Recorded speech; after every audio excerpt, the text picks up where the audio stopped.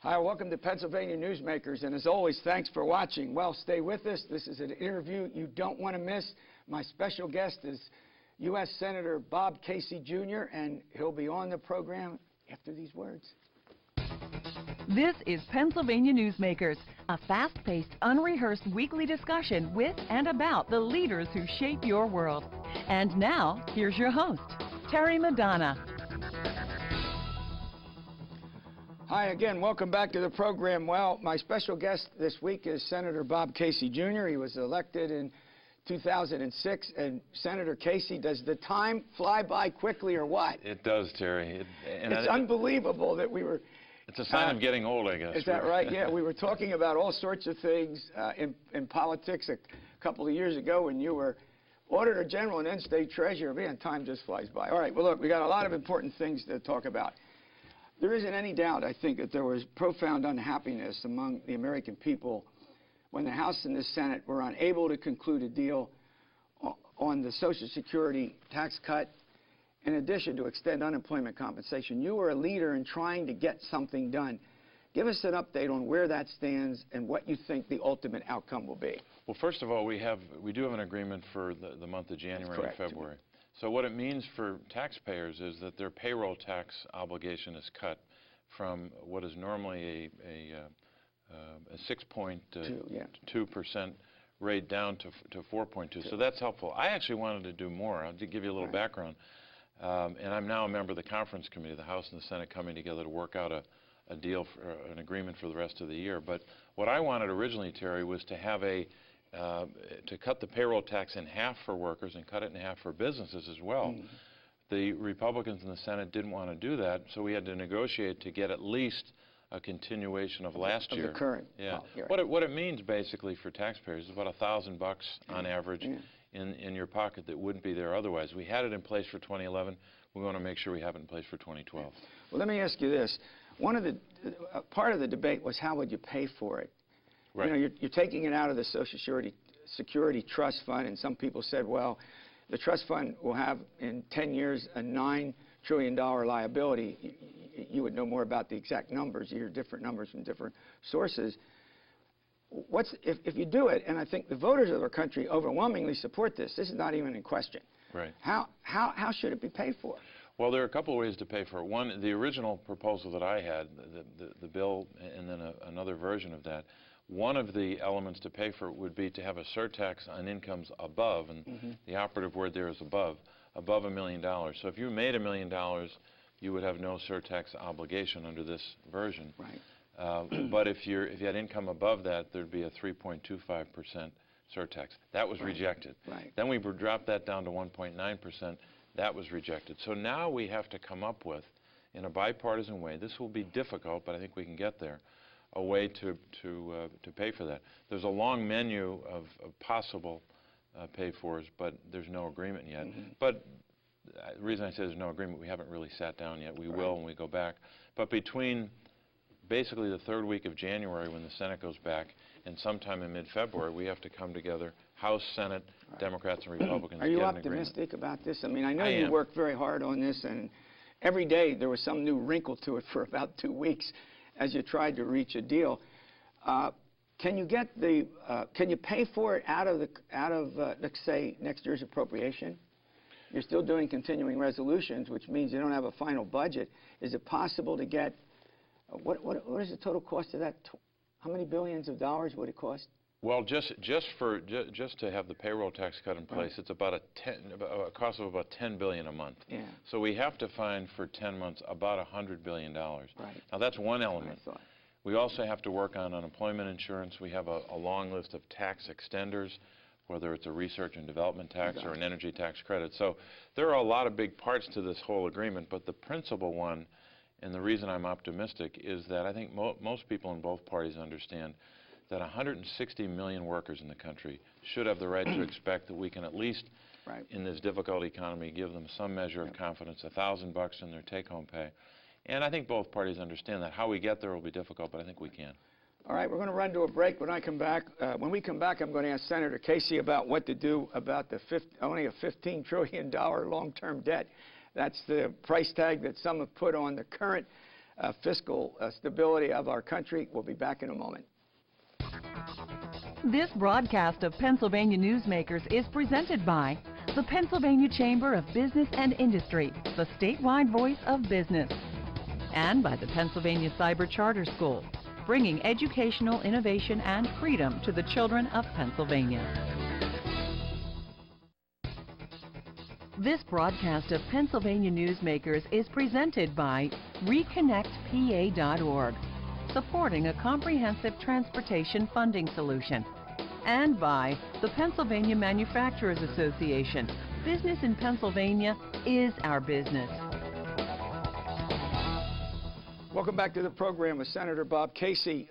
Senator, let's actually we're going to talk about what this country owes. We were talking about, how to pay for the Social Security tax reduction and unemployment compensation. The bigger problem is this $15 trillion deficit, which the voters of our country have insisted has got to be reduced, but they don't want to lose any of the services. Does that not sound familiar to you? What do you see Congress doing in terms of tackling the long-term debt, mostly, I think, caused by the wars and by the entitlements?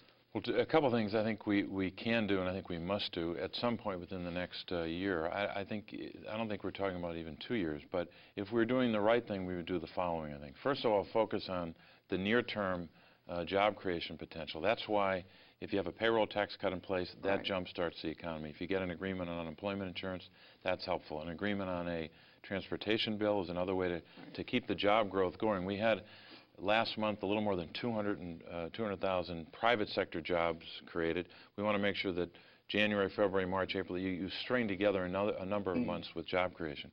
So I think that's the first priority. But second to that, and equally urgent, but I think it's going to have to, more likely to get an agreement on deficit and debt. I hope we could do that later this year when you have, maybe when we have an election over and the sequester, kind of the hammer coming down on big cuts, we can do that. There's still more cutting we have to do. I think one of the things that the American people expect us to do, and I hear it all the time, is they say, look, I'm living through a tough recession in my home. I may have lost a job or someone in my family. I'm cutting back. You and government need to do the same. So I think looking for opportunities to cut spending, trying to get an agreement on deficit and debt, but first and foremost, we've got to kickstart the economy again and again to keep it moving. Yeah, much of the concern about the long-term debt situation has to do with the entitlements. As you know, if you take 75 million baby boomers in '07 began to reach the magic age 65, 66, and that debt alone, or the cost of the two big entitlements, Medicare and Medicaid, is estimated at something like $60 to $70 trillion. Isn't that unsustainable, for future generations, let's say 10, 20 years from now? It is, and you've studied this, and but one of the, I think, fundamental elements of dealing with this is making sure we have a growing economy. In other words, if the pie is growing, we can invest where we need to, even as we're cutting back. But it's going to have to be, look, this is going to have to be a bipartisan agreement, and we need more folks in Washington that are willing to work together, lower the rhetoric, lower the poison and the demonizing, and start to work together across party lines. I try to do that every day. Not always successful. We got to keep trying, because people say to me when they see me on the road in Pennsylvania, they say two things: do something about jobs and getting our economy moving, and stop work fighting. Stop fighting and work together. Because in their lives, they have to work with people they don't always agree with, politically and otherwise. They might have family members they don't agree with. Well, we're all in families like that at times. But, you went in '07, and here we are pushing, we're in 12. Have you noticed just the difference in the tenor and the tone in your one term? Yeah, I think the partisanship is at a higher level. I'm not one of those who say that 5 years ago, 10 or 20 years ago, everything was wonderful. There was a lot of fighting. I don't think people mind loud disagreements about policy, but what they don't like is the demonizing, the name-calling, the finger-pointing, which really is really destructive. Senator Toomey and I are in different parties, different approaches on a lot of votes, most votes. But we try, and I think this is true of both of us, we try to figure out a way to work together when it's in the best interest of Pennsylvania. Sometimes when an employer calls, he doesn't call Casey and Toomey and say, hey, give me the Democratic and Republican way to solve it. An employer will say, I need your help. Help me. Right. And if we can be as responsive in a bipartisan way as possible, I think that'll help. So I think we need to try to have more moments like that where we're working together. All right, we're going to run to a break, and when we come back, I want to talk. I know that you've, from your Foreign Affairs Committee post, you've been heavily involved in debating the policies towards Iran, particularly now when it looks like tensions are growing. And I also want to talk to you about China trade. I know something you're concerned about for Pennsylvania workers. We'll be back with my interview with Senator Casey in a moment or two. This broadcast of Pennsylvania Newsmakers is brought to you by Pennsylvania Credit Union Association. Pennsylvania Credit Unions, where people are worth more than money. To find a credit union that is right for you, check out ibelong.org. And by the Energy Association of Pennsylvania, Pennsylvania's energy information source. This broadcast of Pennsylvania Newsmakers is presented by the State System of Higher Education. 14 state-owned universities. The state system is the largest provider of higher education in Pennsylvania. And by the Hospital and Health System Association of Pennsylvania, working towards a healthy Pennsylvania. Welcome back. Thanks for joining me for my special interview with Senator Bob Casey, Jr. Senator, I want to talk about Iran and the Middle East, but before I do that, let's talk a little bit about China trade. I know that's one of the things that deeply concerns you. Are American businesses dealt fairly with when it comes to trade with China? I know you have strong views about this. No, we know now that our trade deficit with China is over $200 billion. And one of the reasons for that, not the only reason, but I think the main driving force behind that trade deficit with China is that they cheat on their currency. Yeah. When they cheat on their currency, we lose jobs. Not generally, we lose jobs in Pennsylvania. Right. Tens of thousands every year because of currency. So fortunately in the Senate we got more than 60 votes. We got a bipartisan agreement to pass a law which will finally get tough with China.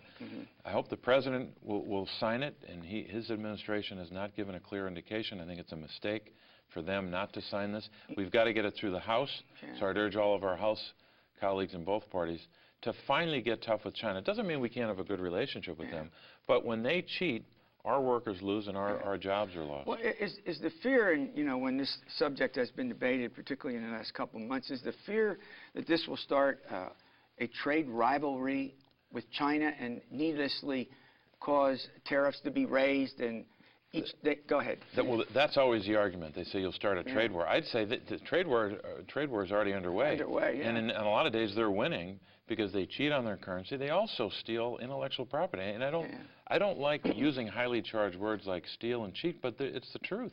You have examples here in Pennsylvania where a product is made here in Pennsylvania, some guy in China makes a knockoff version of it and is able to make money and undermine a great product that Pennsylvania can sell around the world.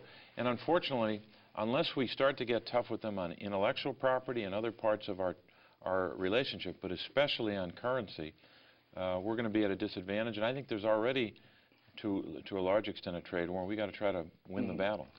So on balance, you say we have to deal with this now, because if it continues, our workers are going to be displaced, in effect, out of jobs, and that, particularly on the industrial side, will deindustrialize. Absolutely. And it's one of the reasons I voted against, and this was not something that every Democrat or Republican liked, but I voted against all three of the trade agreements. And one of the reasons is it seems like every time we have a trade agreement, American workers lose. Every time we have a trade agreement, our employers somehow get undermined over time, whether it was NAFTA, under a Democratic president in the 90s, whether it's these trade agreements, which President Obama's team was all for, I was against, because Pennsylvania keeps getting the short end of the stick on these. If we have agreements where we work out a deal with a country and we have our workers protected, our industries protected, and you come up with an agreement, that's a good idea. But we can't just take an old trade agreement, dust it off, and put it into effect, which will hurt our workers. All right, let's talk a little bit about the Middle East. I don't think there's a more thorny situation that we now face, given what happened in Egypt and Libya, as our listeners, as our viewers know, and you all have talked about this endlessly.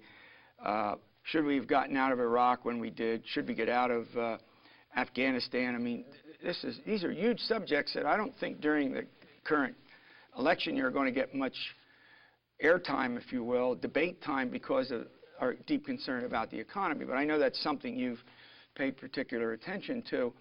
If Bob Casey were president and you had to deal with Iran right now, given what they just did in the Straits of Hormuz, the bravado language that they use, and perhaps even get to the point where we could be taking stronger action than just, deal with their currency and deal with their credit. What do you think ought to be done? Well, first of all, the good news is we have in place some ways to have a positive impact on this and other opportunities as well. Number one is I think every president and every member of Congress should be insisting that we strongly enforce the sanctions that are already in place on Iran's energy sector. But there are two other places. Are they not being enforced now? Well, they're being enforced, but we got to just make sure that we're getting the benefit of that. I was one of about, I guess, 7 senators who recently sent a letter to the European Union to say do two things: help us with an oil embargo against Iran, against the regime, and also help us put clamps and really put pressure on Iran as it relates to their energy sector. By doing those two things and continuing the pressure, I think we can prevent them from getting a nuclear weapon. But the problem is here is that even if you could say that there was no nuclear threat, and there is for that region, even apart from that, every day of the week, even before getting a nuclear weapon, which we're very concerned about and have to stop, they are the banker for all the bad guys. Iran funds Hezbollah, a terrible terrorist group that has killed Americans.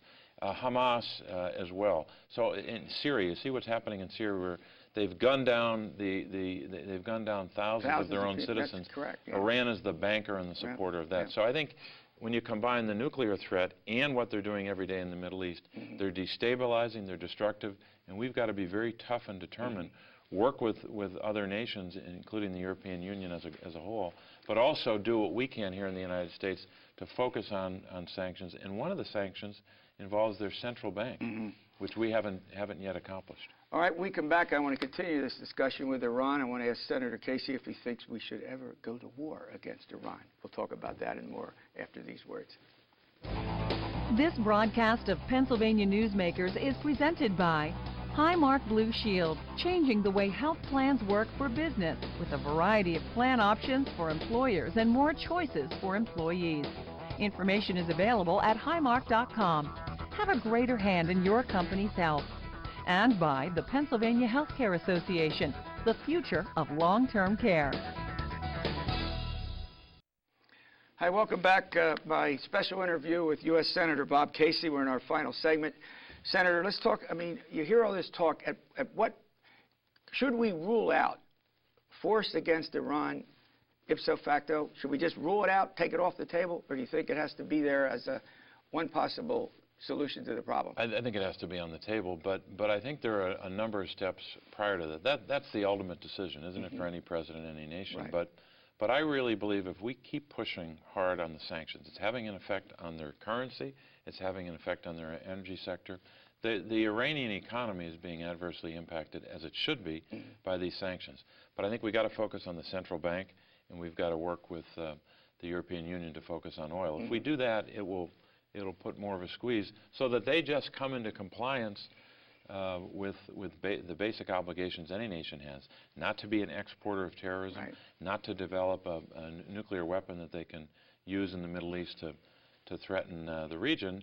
And also it becomes a question for our country as well, because that region is so central to our security. Obviously, Pakistan is another part of this. We have a part of this concern. And if there are two places we've got to be very concerned about, in addition to supporting our troops in Afghanistan, is Pakistan and Iran. And Pakistan is a place where there's a lot of instability right now, and they are a nuclear-armed nation right now. So we've got to be very concerned about that. I know a lot of people want to say, well, let's just pull out of any relationship with Pakistan. I wish it were that simple. Yeah.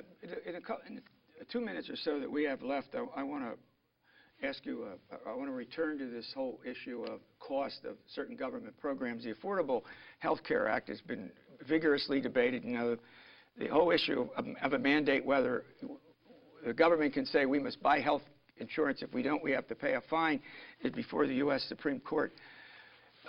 In your dealings with this, in your time as senator, are there other changes? Are there changes that you think ought to be made if you had your way to the Affordable Health Care Law, or do you think put it into effect, see how it works, and then change it? Well, I think too often in Washington the debate is on the extremes. One side saying repeal it, right, which I think would be a mistake. The other side saying don't touch it, it's perfect. Yeah. And that's often the debate. What we did already was make a change, for example, on the so-called 1099 issue. Basically, if a business has $600 right. of expenses, they got to start filing all kinds of paper. It made no sense. Right. It was actually an idea that started in the Bush administration. It made no sense. We changed that. And I think as we go, as it's implemented, we have to see how it's working. We've got to be open to change. But the key thing is we don't want to go back either. We don't want to go back to a time when children with pre-existing conditions are not covered, or an insurance company can deny them any kind of coverage or treatment. We don't want to go back to the days when what we have now, 2.5 million young people up to the age of 26 are covered on their parents' plan. That was a good change. So I think we can work through this in a bipartisan way, but the extremes can sometimes get a lot of the attention, but I think we can work through it. Yeah, I mean, one of the concerns then, we do a lot of health care, we have conversations with a lot of health care providers, or the reduction in the doctors, the so-called doctors fix, 27% reduction in Medicare. There's deep concerns about the escalating cost of health care, that in effect it will obviously at some point affect quality and access. Can you go to a doctor? What is the quality once you get there? 50% of Pennsylvania's physicians within 10 years are eligible for retirement. So we're going to, have you all been grappling with that problem, or you think that's something the states ought to be doing? No, I think a lot of what's in the bill grapples with both the cost issue as well as the workforce issue that you cite. But until we have more implementation, it's probably hard to assess how we're doing on that. But both have to be dealt with. That's why we got to keep trying to work in a bipartisan way to find a way through this. The worst thing we could do is throw up our hands and say, there's nothing we can do about health care, let's just check out. Because it is, as you know, and you've studied this carefully, not just a quality of care issue, it's also a fiscal issue, and we've got to deal with both. Right. Look, I want to thank you. As things progress in the Senate, you're welcome to come back, and we'll have a chat about what's going on. And I hope we have good news about our conference committee. Yes, that's good. Thanks for watching this edition of Pennsylvania Newsmakers, and as always, stay well.